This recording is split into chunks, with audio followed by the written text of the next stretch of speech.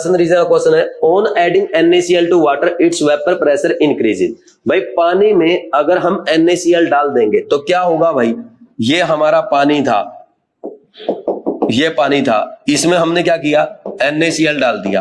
तो देखो NaCl डालने से पहले क्या हो रहा था भाई, वाटर के पूरे सरफेस से वेपर्स बन रहे थे, प्योर वेपर बन रहे थे, लेकिन जैसे ही आप देखो पूरे सरफेस से वेपर्स बन रहे थे, जैसे ही NaCl डाला तो ये NaCl के पार्टिकल सॉल्यूशन में आ जाएंगे, इनमें से कुछ सरफेस पे भी आ जाएंगे। तो अब वेपर्स क्या बनेंगे, यहां से बनेंगे ओनली। तो वेपर्स के लिए सरफेस एरिया क्या हो गया, कम हो गया, और वेपर्स बनने के लिए सरफेस एरिया कम हो गया, तो वेपर प्रेशर क्या हो जाएगा, डिक्रीज हो जाएगा। तो जैसे ही नॉन वोलेटाइल सॉल्यूट आप ऐड करते हैं तो वेपर प्रेशर कम हो जाता है। यानी क्या बोल रहा है, रॉन्ग बोल रहा है, डिक्रीज होना चाहिए ना कि increase. Reason addition of non volatile solute increase the vapour pressure. मैंने आपको बता, नॉन वोलेटाइल क्या करता है, इंक्रीज नहीं करता, डिक्रीज करेगा। क्या करता है, वेपर प्रेशर को डिक्रीज करता है। तो दोनों रॉन्ग स्टेटमेंट है, आंसर क्या आ जाएगा, 4 आ जाएगा, किसका, 14 का। ठीक है, असर्शन रीजन का क्वेश्चन है molar heat of vaporisation of water is greater than benzene. मैं बोल रहा कि वाटर की जो molar heat of vaporisation of benzene से ज्यादा होती, रॉन्ग स्टेटमेंट है।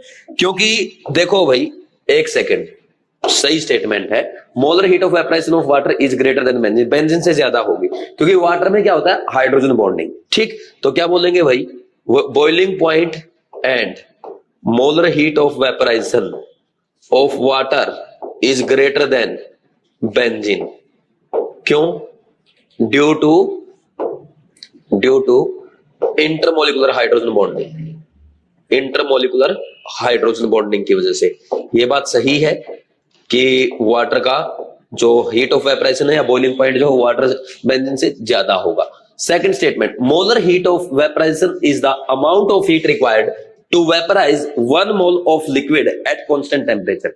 बिल्कुल सही स्टेटमेंट है, कुछ नहीं है, ये heat of molar heat of vaporisation जो होता है उसकी डेफिनेशन लिखी गई है। Molar heat of vaporisation means heat required to vaporise 1 mole of a substance eight constant temperature. ठीक, 1 mole of liquid, sorry substance नहीं बोलेंगे, लिक्विड को ही वेपराइज करने की बात करते हैं। ठीक, तो ये हीट ऑफ वेपराइजेशन की डेफिनेशन दे रखी है। उसने ये नहीं बताया रीजन में कि वाटर का बेंजीन से ज्यादा क्यों, वो तो मैंने आपको बताया, वाटर का ज्यादा है बेंजीन से heat of vaporization due to, बोलो, due to intermolecular hydrogen bonding. तो क्या ऐसा रीजन लिख रखा है क्या, उसने नहीं लिखा। तो इसका मतलब क्या है, असर्शन करेक्ट है, रीजन करेक्ट है, बट रीजन नो डजंट